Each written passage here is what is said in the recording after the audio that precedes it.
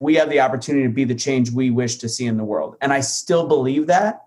And I feel as though my personal political beliefs at this point empower each other to create the change. And this is part of the reason I've started straying further to one political side, is because I just see one side waiting for Superman and thinking politicians are going to change everything. And I see a lot of the conservatives that I've become closer with and friends with in the Be the Change group, realizing that change comes from within. And as much as we're really fighting for one presidential candidate over another, they know that no matter what, they still want to be decent people. They're not going to cry. They're not going to be at the top, scream at the top of their lungs. They're going to still continue to try to create change on a daily basis.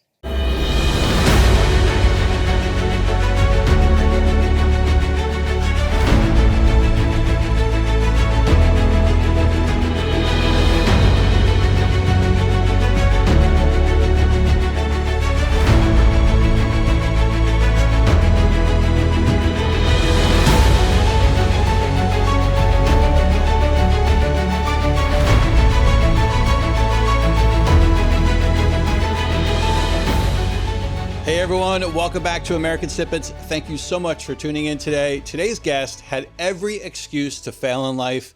He grew up wrapped in the cloud of poverty, addiction, and constant stress. But instead of allowing his challenges to become his excuses, he turned them into building blocks to be the change in his own life. He went on to build a multi-million-dollar business with over 2,000 employees before deciding that there was much more he wanted to do with his life. Today, he is at the forefront of a new wave of warriors in a new battle threatening to overcome America, the battle for the hearts and minds of our citizens. His movement, Be the Change, is impacting thousands of Americans who crave a platform and outlet to nurture positivity and ignite meaningful change. With ambassadors like Kash Lee Kelly and other patriotic Americans, today's guest is leading a charge to counter the negativity and anti-patriotic movements that we're seeing across the country. In this episode of American Snippets, our guest, Anthony Russo, opens up about his childhood, his early failures, and the pivotal moment that awakened him to his next level of his personal and professional path. He talks about what Be the Change has already achieved and accomplished, and how you can be a vehicle of change as well. So without further ado, here is Barbara Allen with our guest, Anthony Russo. Hey there, welcome back to another episode of American Snippets. Dave Brown, thank you very much for introducing today's guest, Anthony Russo. I'm very excited to be able to sit down here and speak with you today. I am ridiculously excited to speak to you as well. So this is going to be fun. Yeah, you are one of these people with one of those platforms that hopped onto my radar some time ago. And I followed and I was like, oh, I remember being encouraged seeing that somebody else had a very similar message and platform that we did, because a lot of people kind of thought we were crazy and, it sounds kind of trite or whatever. Not that I let that stop me, but, when you find other people that you're in good company, you realize, okay, I'm actually onto something. There is a need for this, and your community loves it just as much as ours. And there's a need for what you're doing at Be the Change. Yeah, absolutely. And I think, just for starters, I think we're in a world that I think conservatives are misunderstood. And there is a huge need for the conservative group to make change. So I think the word change became an Obama philosophy. And it's like you can't be conservative, Republican, whatever, and actually want positive change. And I think that's a mentality that's been stuck in people. And with Be the Change, it really was not supposed to be about politics, but it has started becoming that way. And I mean, hopefully it'll go back to the concept of positivity as well, but positivity and politics, the two P's. I know. And, as you're saying that, the conversation that we had earlier is coming back to me, because we did get down the road into this. That's one area that we're very similar in with American Snippets. We started positivity, possibility, patriotism. Oh, we're going to show everything positive. When we just keep reminding people of how great this country is, what amazing people there are in it, they're all going to realize, they're going to mend their wicked ways, kind of, right? Like they're going to fall into this melting pot and remember that America's awesome. Stop, focusing on being angry and start shifting that energy back towards hope. And we had all these illusions and ideas like 3 years ago. And just like you said, well, I don't know if this is what's happening to you, but we have not been able to avoid the political side of it. It's impossible almost, if you're going to really stand for what you you believe in and your platform and your message. Politics it's like that creepy uncle that is in your family and you just can't ignore him, right? Like he's there. Stop talking about our presidential candidate. But no, you're right. And I started Be the Change 4 years ago because I saw a void in our country's ability to take action over awareness. So I don't know if we talked about this, but the company Be the Change started because of the police shooting in Dallas. I was a mile away from there. And I was always politically minded. Like, I'll have a conversation. I was pretty educated in it, not spending the 10 hours a day that I do now. Mm-hmm. But I looked at this event. There is a anti-police protest, and then police protecting people protesting against them. And then 5 police officers were sniped, killed in that event. So it was the Dallas 5. And I look at what's going on and I go, what were they protesting against? Like, what was the outlier of an occasion? And I started realizing our country has become a country that just yells at the top of their lungs without a plan of action. So one of the first things I said was, the president means 1% of your daily life. We have the opportunity to be the change we wish to see in the world. And I still believe that. And I feel as though my personal political beliefs at this point empower each other to create the change. And this is part of the reason I've started straying further to one political side, is because I just see one side waiting for Superman and thinking politicians are going to change everything. And I see a lot of the conservatives that I've become closer with and friends with in the Be the Change group, realizing that change comes from within. And as much as we're really fighting for one presidential candidate over another, they know that no matter what, they still want to be decent people. They're not going to cry. They're not going to be at the top, scream at the top of their lungs. They're going to still continue to try to create change on a daily basis. Yeah. And that is an important point too. It doesn't matter, obviously we can vote and we can advocate for our candidate. But at the end of it all, like one particular person, me, myself, Barbell, and you, Anthony Russo, independently don't have much control over who's sitting in the White House come January, right? So our choice then is to move forward in spite of who's in the White House, if it's not your candidate that you're voting for, right, or, move forward happily or whatever it is. But either way, like what are you going to do? Like if everybody's sitting back to wait, a good person, like, well, if this guy wins, then we're doomed. And I give up for another 4 years, then we just, it's not my fault that I can't succeed. It's not my fault that I'm angry. It's not my fault that I'm swearing at people and getting in fights online because our president, it's like, it's a what are you lack gonna do? Of self-responsibility. Yeah. And that's one of the platforms that you have, or that's one of the points that you have, is that we can be the change by accepting self-responsibility. And that's hard, man. It's really much easier to sit back and be like, I was going to get this workout in today, but it's raining. Not my fault. Like, I can't go for a run. Like, or somebody called me, my call ran longer than I was supposed to. Not my fault. Like, or I can't start this business because, I didn't get this loan, or I didn't get that meeting, or there's always reasons to put that blame or accountability somewhere else. And it's really, really tempting to do that, right? It is. And I think so. What I actually speak on, my personal, when I do motivational speaking, I transitioned from being, still am an MC, but I was like the on-field host for all the NCAA championships. I did MC work at spring break, all these different things. And I started transitioning to motivational speaking. And my motivational speaking is on overcoming failure. So I talk a lot about self-responsibility because in my early career out of college, when I started doing things, I realized there was 2 options. You could throw other people under the bus and try to find a way to just not make friends along the way, or you take utter and complete self-responsibility for your mistakes, never make the same mistake twice. And when you do make the mistake, take ownership in it, tell your bosses why it happened and why it'll never happen again. And instantly, I was always straight up to management, or straight up to whatever the next level was, or straight up to head MC, or straight, et cetera. And I realized there's so much power in ownership. Yeah. What are some of the mistakes you're talking about that you made, that you went to someone and said, hey, oopsie? So I started out, the reason I got an emceeing, it was a tour. It was a tour for the NCAA, which is how I ended up starting to work with NCAA over a decade.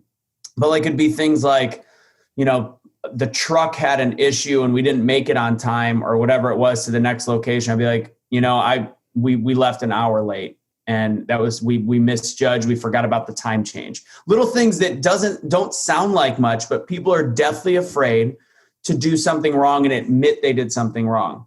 I just read, like, honestly, it was 15. I guess I'm old. It was Shut 15. It was gray. It was gray. Okay. Right, but it was like 15 years ago, 16 years ago. And it's, in your mid 20s, it's hard to just go, little things, like, we didn't turn that's perfect. We didn't turn our expense reports in on time because, maybe we went out too much the night before. And I said, that was totally our fault, my fault. And instantly it's like, all right, we know why they didn't get received. And that's a big deal to not get expense reports in. And it never happens again. You make the mistake once or you fail one time and you learn from it and you become better after that. And if you admit it, there's a chance that you make progress in a company. Yep. And you got to be willing to just be like, own it, right? Like maybe they're going to get mad. Maybe I'll get fired. Maybe I won't have the client again, but you got to do it, man. Cause it's always going to come back out anyway. Your reputation is everything. Sun's always going to rise. I'd rather have somebody saying, oh my gosh, you know what they did? They did this. And I've made a couple like really big doozies, right? And there's a couple people out there that will the opposite of endorse me, right? Because I said, I'm sorry. I can't believe I did this. And it's like nothing else I can do beyond that, right? But I've never made those mistakes again. So what were you doing then before that? How did you talk about going to college and you were doing work, and then suddenly I'm emceeing NCAA. Like there's obviously a few little steps. Everything's super unrelated. Yeah. Super unrelated. So I went to, I got a painting scholarship to go to college. Okay. So to give you an idea, I went to a liberal arts college in Milwaukee. I remember that when I was in college, or right out of college, there was a girl that had a George Bush bumper sticker that I was like, nope, can't do it, which is hilarious thinking about like the current political climate we're in now and realizing that when I did have I still have liberal beliefs, but when I had the Democratic beliefs that I was actually judging someone based on their candidate. And I realized looking back now, I'm like, that's not the way it should be. Like, it shouldn't be that way. So anyways, I went to art school and got a degree in graphic design and communication and a minor in advertising. Everybody in my art college knew that I was better at speaking than I was at designing. So I went straight into sales for graphic design and staffing. And then I remember I was a little huskier out of college, and a girl that I used to date was like, you're still cute, but you got a little chubby. And I decided then to start running marathons and getting back in shape, which is how I got into promotional brand ambassador modeling, et cetera. And one day I took a gig for a buddy of mine that couldn't work. And he, and it was I remember it was $12 an hour. There's a lot of biblical stuff with the number 12 and whatever, and spirituality. But for $12 an hour, I took this gig, and really the rest of my life was based off of this one day. I met these guys, and I was currently at the time doing promotions for Budweiser. And so these guys thought I was the coolest thing on the planet because I took them out at night for free beer. During the day, I had like really funny stories like, this guy's got to be full of it. And they're like, hey, we're short a man on this tour. We do setup, breakdown, driving trucks across the country, staff management, and MC.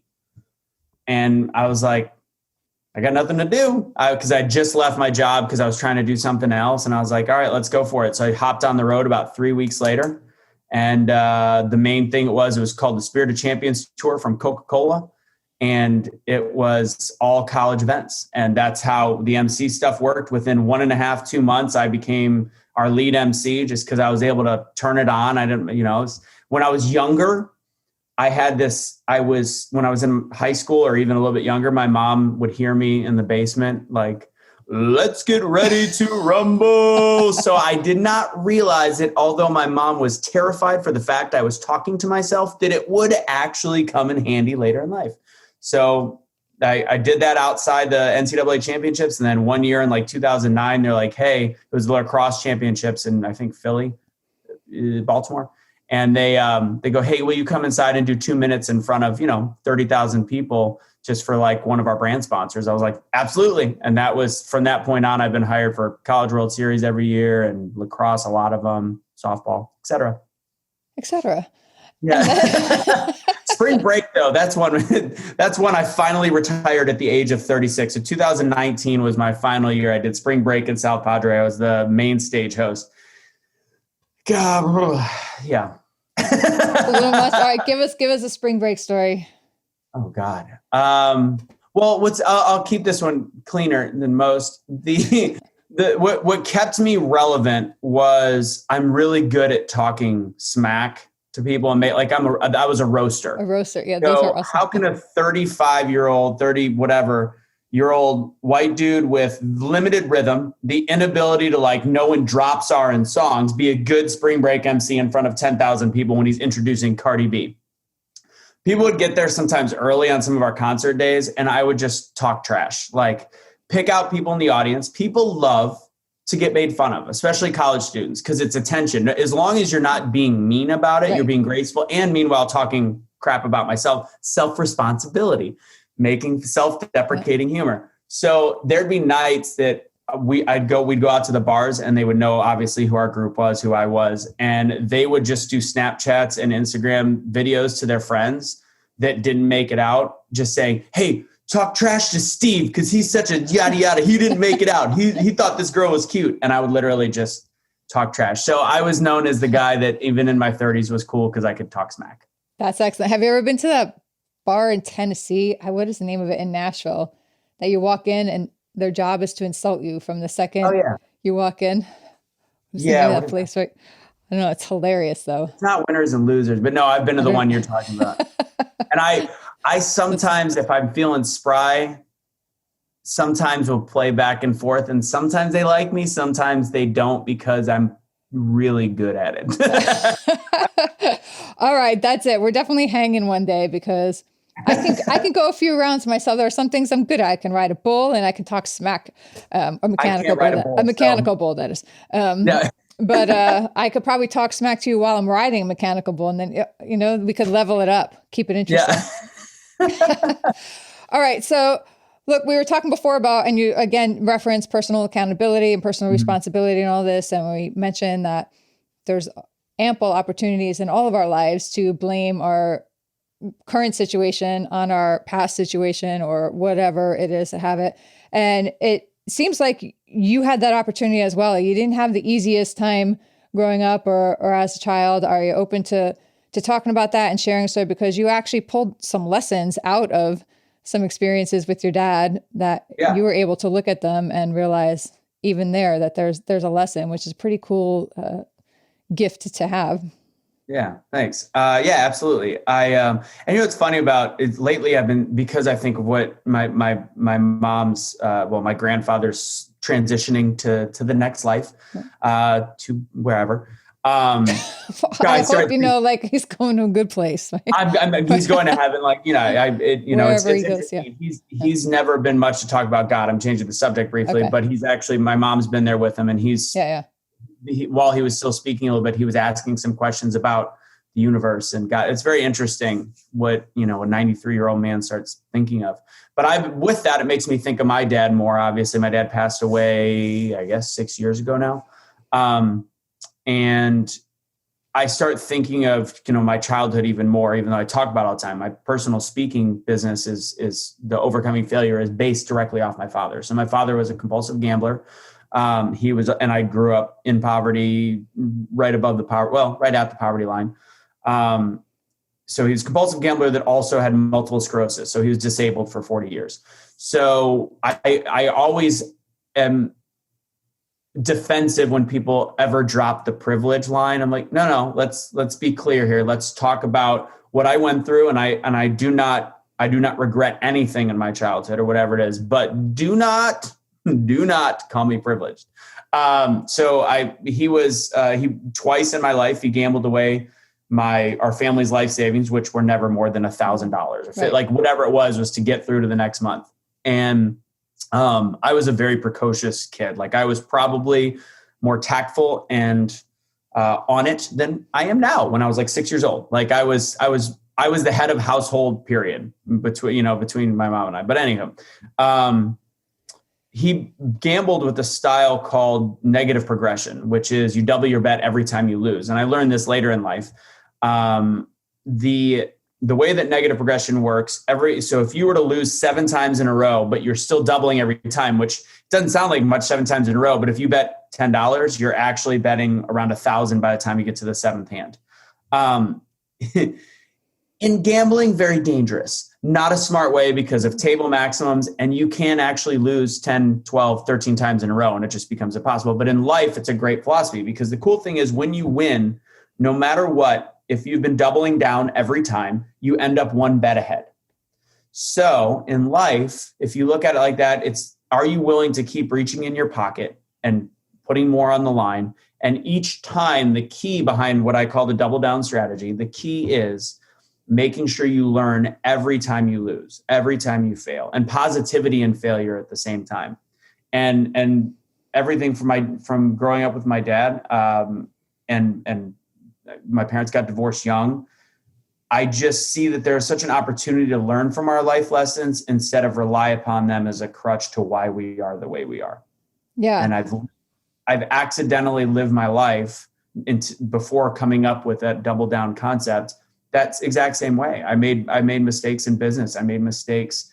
My first business failed. I was $100,000 in debt, and the lessons I learned from that, I took to my next business, and I didn't make the same mistakes then. And then that business failed because of a bad partnership. And then I didn't make the same mistakes twice. And then I had $1 million company, but I learned from all these different aspects as I went instead of giving up. It's the ultimate thing is to just not give up and also pay attention to what got you there in the first place. And when you talk about self-responsibility being kind of difficult, when we talked about that, I think there's a generation, including my generation, that's like a 20-year gap where we were like during the Varsity Blues era and those high school football movies were like perfection, and parents were teaching perfection. Everything has to be perfect. And I think that's what we're waiting for and we're expecting. And expecting perfection is just such an impossible ideal and goal. And we forget that the path, the journey is very important. And every failure is, I look at failure in a very positive manner because every failure is a lesson. And we've been so deathly afraid of risk-taking and failures because of our childhood and because of the way that one 20-year gap was told to raise their children. I think that's the mentality we have to break. And that's not just in life, that's also in our political arena because we see everything now. So we think that our candidates have to be perfect. We're not going to fully agree with anyone ever. And if we'd had social media for all the presidents, I bet you we'd have a much different view or even outcome of elections, if we really knew a lot more about who they are as people instead of as presidents. All right. So you said a lot of things there I want to dig into a little bit, but sorry. No, that's great. I love it when that happens. So let's get into just sum up quickly. What is the difference then between giving up after a series of failures and altering your course? How do you differentiate between the two? How do you know when it's time to say, okay, like for instance, your first business, what was that business? Pride tags. It was dog tags, jewelry, same thing. So what I call that, since we're on the gambling side, know when to hold them, know when to fold them. Right.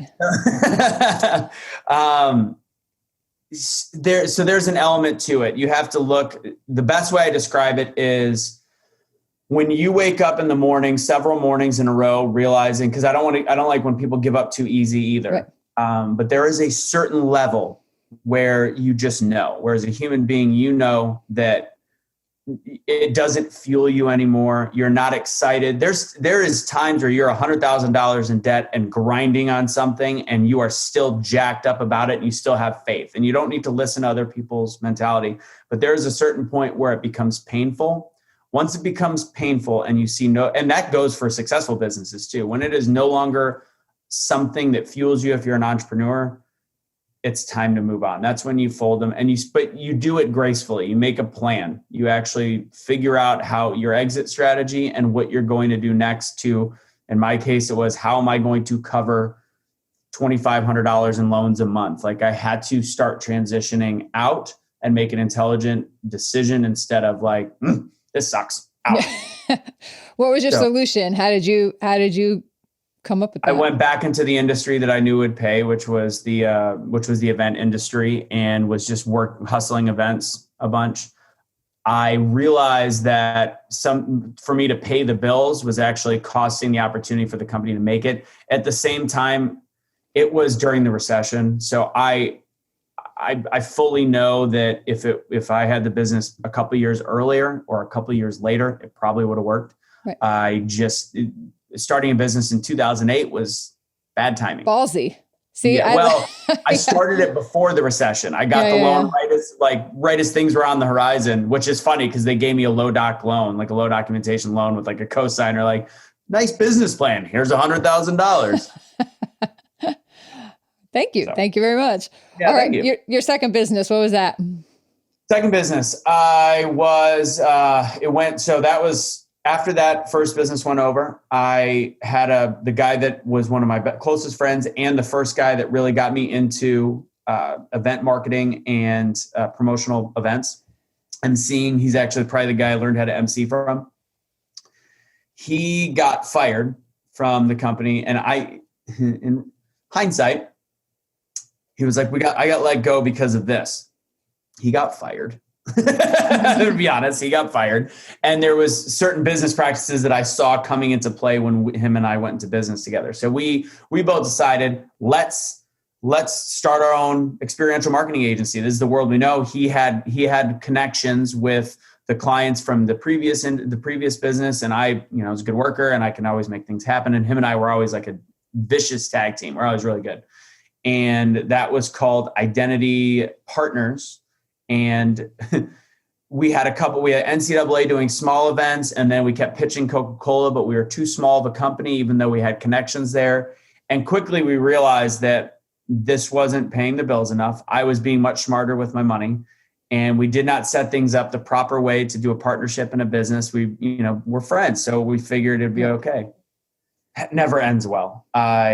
I had in our industry, and I think in the world we live in today, you need to have instant response. Like the whole work-life balance, I think, is a myth. There is a way to do it, and there's a way to do it intelligently. But when this is so easy to carry around, and this was 2010, it was easy to carry around then.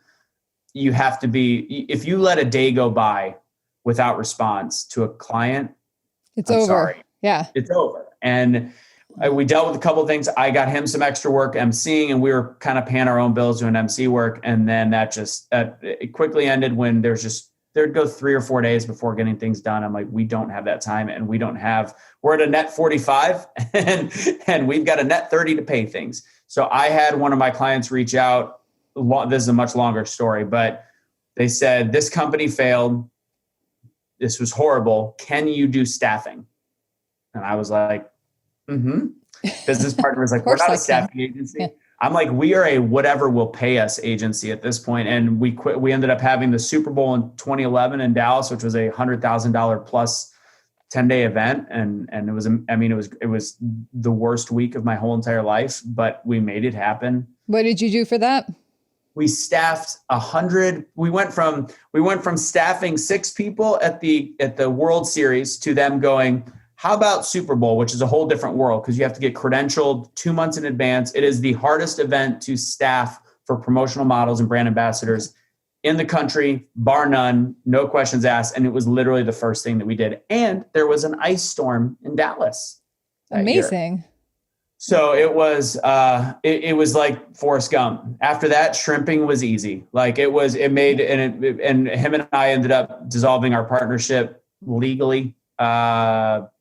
About 4 or 5 months after that. And from that point forward, I just hit the ground running. And when it was all by myself, I had one client to start, and I was at $1 million in revenue within 18 months. Doing what? Staffing, promotional models and brand ambassadors, and started bringing on people. I ended up hiring my mom for several years. I had a cool little small internal team of 4 or 5 people. And then we were staffing about 2,000 brand ambassadors a year.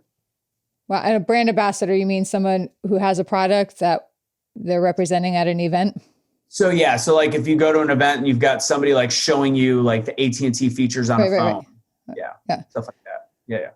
Wow, that's a whole world. I can just imagining the logistics and details that go into that. You have to be very detail oriented. Very much so. And that was part of the reason why I started transitioning out in 2018 is the intellectual property was, I did not organize it. And that would be a lesson for what I'm doing with Be the Change is I did not organize it to scale.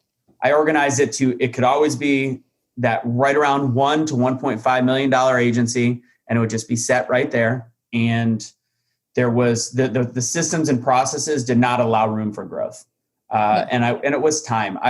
So 2016, when we talk about the police shooting, I made a post, and this is like my manifesto where like life changed. And I was angry, even though I had voted for Obama. I had lost kind of hope in Obama in about 2013. And then when the police shooting happened, I did not like the way it was handled. And I saw our country imploding. And I thought it was leadership based. And I put a very long post. My first sentence or my first paragraph was not positive. And I know people don't read past that, but 4 pages of really interesting information on how to come together as people, but people didn't read the top. And there ended up being a hate group created about me. People that had worked for me, people that that I had paid over time. People I've been very good to. And I was like, what is going on? And that's when I started like slowly realizing it's time to start finding what I want to do to make an impact on the world and start focusing on that. But it got ugly. There was like 100 people in a hate group saying I was a terrible person simply because I really was angry at where the country had become because of Obama. I think at the time was very specifically because of how much he supported Michael Brown, which is one thing I just couldn't get down with because I'm from St. Louis.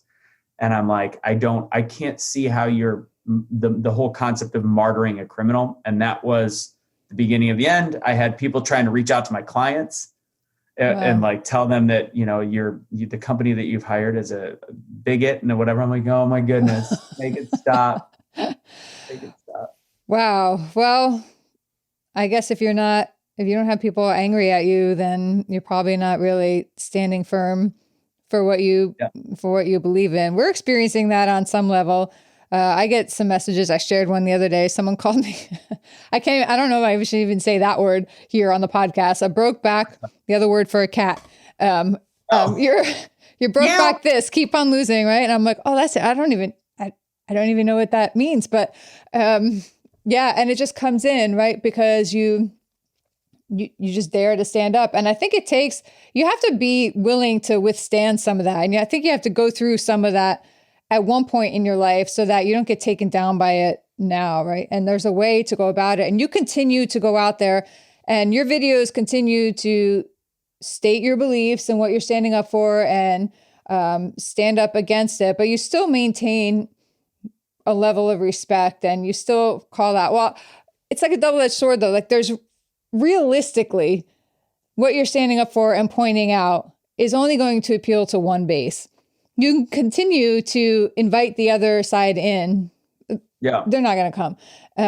They don't. But it's weird. They don't. And that's what we're discovering too. We did our very best to walk that line for a couple of years. And then we just said, screw it. We're just going to embrace who we are. And I see you even in between our first conversation and today, it was like right after we had that first conversation, I saw your first couple of posts like, you know what, the hell with this. This is where I am and this is where I stand. How has that been? Because you took some flack in the past couple of weeks, like a new level. It's pushback. It's funny. Like I always looked at like the Candace Owens and the Tommy Laurens and David Harris's, and I looked at the hate that they got and I was like, how do they handle that? And then I realized there's a big difference between strangers and friends.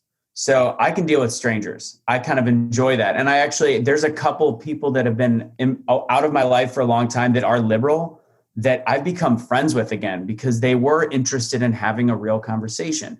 But when it's friends that you were friends with a couple months ago, like best friends, close friends, the people that I feel dislike my views the most were people I married. I married them literally I've done 2 weddings as an ordained minister. for $39.95 online. I've done 2 weddings. And I feel as though the people that detest me, my views the most, are those 2 groups. Wow. And it's weird. And it starts to hurt, because here's the deal. If they want to go, I disagree because, like, Anthony, I would like to have a conversation about that. Cool. Let's have it. But instead I get responses like, stupid.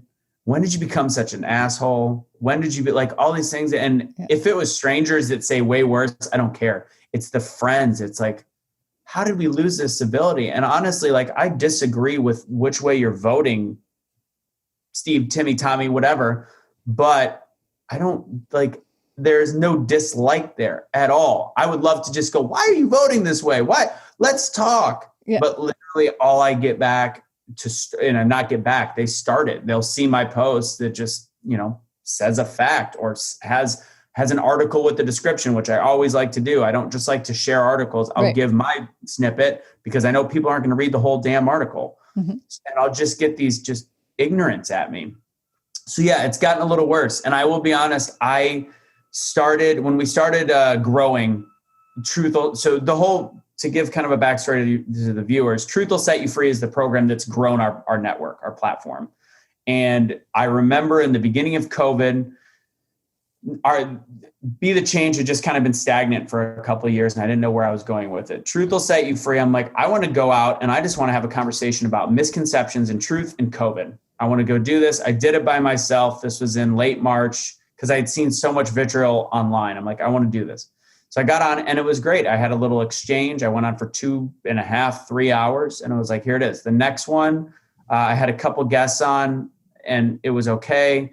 And then George Floyd happened. And my group of friends, me and 2 black guys, were like, we need to have a conversation. We need to have an uncomfortable discussion. Let's go have this uncomfortable talk. So we went on and we had, oh my goodness, 50 live viewers at once. We were like, this is really good. And we talked for 2 hours. We brought on a guest and it was great. It was phenomenal.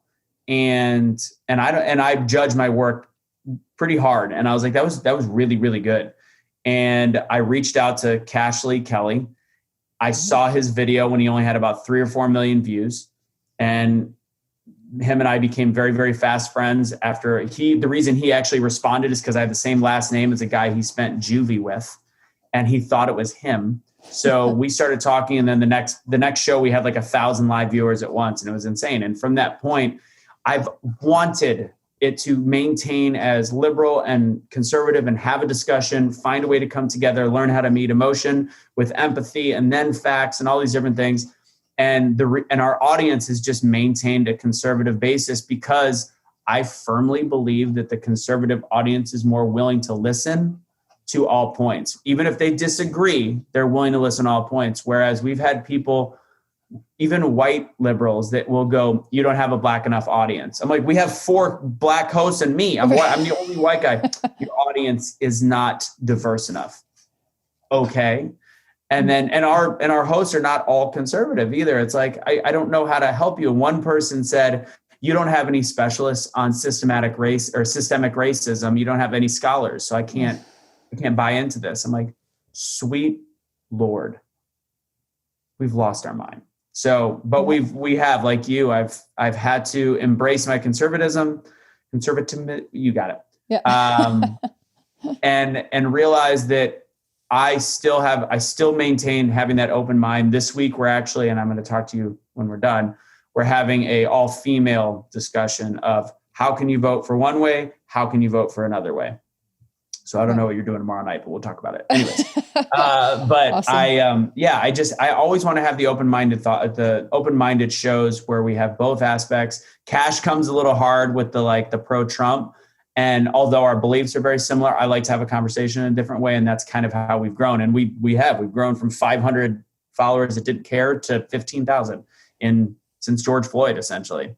So. Yeah. And I think that speaks a lot to good people actually want it. And maybe even at the beginning of this whole pandemic insanity, people sort of cared, but they were like, let's just get this election over with and we'll just move on with it. But it just escalated so strongly in the past couple months. And now it's like more and more, I feel like feel like most of the people on the right or the conservatives were like that sleeping bear that was poked and poked and poked and poked and poked. And we like, let it go, let it go. But now all of a sudden we're like, all right, man, you poke me one more time and I'm up. Right. And a lot of us are getting up now and standing up and roaring, really. But you have to, in a certain way. And I've had people, I can't believe you're voting for Trump. I had somebody say this to me. I don't have any room in my life for any new Trump supporters, but I'm going to keep some of the ones that are already in my life. So basically telling me I was grandfathered in to his Don't circle. do any favors. I'm like, oh my God. Oh, thank you. Wow. That's amazing. Like, thank you, And somebody else came right out and said, you're voting for Trump. I may still like you or keep you in my circle or like you in my life. That being said, it does tell me something about who you are on a deeper level. Right. Because you're voting for him. So, I'm going to keep an eye on you, but I'll let you in my circle. And I'm like, excuse me? It's the character assassination that's crazy to me. And that's where I'm like, yeah, we're good here. Like you can say, yeah, I think somebody could say to me, I think you're an idiot for voting Trump. And I'd be like, cool, why? Like, let's talk about it. But when somebody goes, this is the backhanded one, is one of the things I got was I go, do you think, I know you disagree with why I'm voting, but like, do you still feel the same about me as a person? And her response was, well, I think less of your, how did she say it? She goes, it was something along like, I think a little less of your beliefs or something, but it was definitely an attack on character and not an attack on beliefs. Right. It was essentially saying like I question your morals or your ethics. Yeah, actually that's what it was. Yeah. She goes, that was perfect. She goes, she goes, no, you're still a great guy. I just question your morals. That's the same as questioning your character. That's you do not attack somebody's character unless that's a game ender for me. Like we can go back and forth as we could talk smack all day long. Yes. But do not question my character, which I also get a lot lately. Like, oh, be the change. And you're talking about Trump. Clearly you're a fraud. Clearly you're this. I'm like, please leave. Kindly leave. Yeah. Bye-bye. Bye-bye. Well, man, it's fascinating.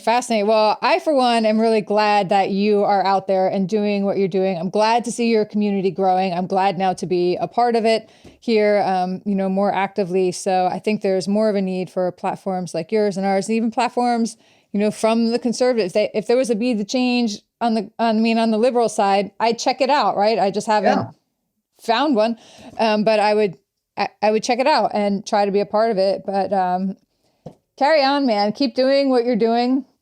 And please let us know if there's any way down the road that we can support you, work together, whatever it is. In our community, I think those of you listening should definitely go over to Be the Change. And if they want to find you and learn more about your organization and who you are, hire you to come speak. And you do coaching as well, too. Talk about that quickly before we wrap up. Yeah. So Be the Change USA on Facebook. Make sure you have the USA. I believe it's the same on YouTube, youtube.com/C/Be the Change. We'll put the links up in our article too. Yeah.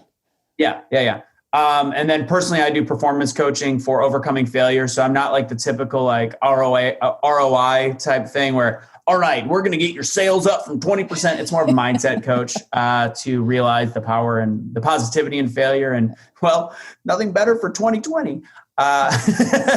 So that you can find me also on the Be the Change page, or my website is doubledownstrategy.com. On that one, you can get all my contact info on there. And to what you said earlier, be vocal. Like I think that's the biggest thing is now, and we are speaking up. And I don't think that there is bad people on the left and the right. There is the ultra racist, and then there's the ultra hateful. Like that's just the way it is. But finding the middle group together and allowing the more good people that speak up about being conservative and even Trump voters or Trump supporters, it'll make the left start realizing, oh, God, it's going to be really hard for me to dislike all of these people. And we've been quiet for so long because we're terrified, absolutely terrified of the judgment. And I will be honest. I've already been told that there's a couple jobs that, because my platform has grown and I have a conservative belief, that I am no longer eligible for. And that is an honest to God truth. Yes. And I've accepted that. But the more we all speak up, the harder it becomes to just judge one side over another, one side being good, one side being bad. We're all still very, very equal. And most of us have the same goal. We just have very different concepts on how to get there on that togetherness. So yeah, those are also, if the website is #BeTheChange.com, spelled out hashtag. And likewise, someday I would love to, we'll continue to work, but the ultimate goal of Be The Change is actually because we own the trademark for education and events. So to have large positivity events of people that have been the change in their lives and in their communities. Once the event world comes back up, that is the goal. And we're in the middle of a $1.5 million seed funding round. Once we get there, we'll be killing it. And I'm sure hopefully we'll have you guys Awesome. somewhere along for the ride. Awesome. Cool. Thank you. And I got to ask this question before I let you go. I know I told you 40 minutes, but this was such a fun conversation. I just got carried away. So Dave and I started American Snippets just over 3 years ago, I guess, or just after the last election or during it, somewhere around there. Because at that point, we realized the divisiveness, for me personally, it was impacting me and like dragging me down. I'm like, I saw everything that my family gave up and sacrificed and lost on behalf of our country. Raising my kids without their dad who died in Iraq for this country. And people to me were just sort of throwing away that sacrifice. And it made me struggle with my own loss and finding meaning in my loss. But I knew that there were a lot of great people in this country, people who stepped forward to support my family, people that stepped forward to support other families, and people who directly impacted me and others. And I figured if we can bring those stories of like people like that came into my life out to others, we'll show people that there are really more amazing people in this country than they believe. But one of the biggest beliefs that we push forward is that the American dream is in fact alive and well and is available to everybody. It's just that we all have a different idea of what that dream looks like. It is a unique version to us all. So we'd like to ask you, what is your version of the American dream? For myself or for America? Well, for you. You could do both if you want. It's two different things. All right, now you got me curious. So yeah. No, for America, it's to create a air of possibility, to empower people to realize they can actually rise out of whatever they are, and to use your past as fuel and not be burnt down by the fire of it. So that would be my dream. That's kind of what I want to do with Be The Change. But with Be The Change and personally, the American dream is and will be to take Be The Change and grow it to a lifelong enterprise for me that I never leave. Even if I go on to other ventures, I look at as I'm doing seed funding, you look at different podcast networks that were there for 3 years and they sold for way too many millions of dollars and all these different things. That's not my idea. My idea is to be able to continue this on for my life. And I even joke that I'm like, I don't care how much percentage I have in the company once we've gotten shareholders, because if I'm able to create what I want, which is that concept of empowering people and growing this positivity across the board, my speaking fees will be plenty to supplement what I need to live on. And that the American dream for me is being able to create change in people and motivate people to be better. And I knew that there was something a little bit more for me about 10 years ago. And I've met kind of spirit guides along the way that have kind of nudged me in that direction. Like, you're meant for something to change people and become bigger to make an impact. So my American dream personally for myself is to truly change the mindset of millions of people, to create positivity, and not politically minded, but to create positivity and create the opportunity for them. Because I didn't have a ton of opportunities. I will admit the one thing I've learned this year that I've truly changed my thought process on what white privilege means. The one thing I never was judged for was walking in a shoe store or a bank because of the color of my skin. Everything else that you look at, the check boxes of the underserved and underprivileged Black or African American home, I checked all of those boxes. I had the free lunch. I had the emotionally abusive, like father, but I had a lot of love. I should say emotionally abusive to my mom. But ultimately, we all have our stories. We all have what got us here. And there is some positives to one thing or another, but a lot of people didn't have a disabled father either. So we all have our stories. And so that's passing on the ability to empower each other is what I would like as the American dream. Love it. We got to get you back for like 8 more episodes. But I really appreciate, like I said, you taking the time to sit down and talk with us today. This is fun. Thank you so much.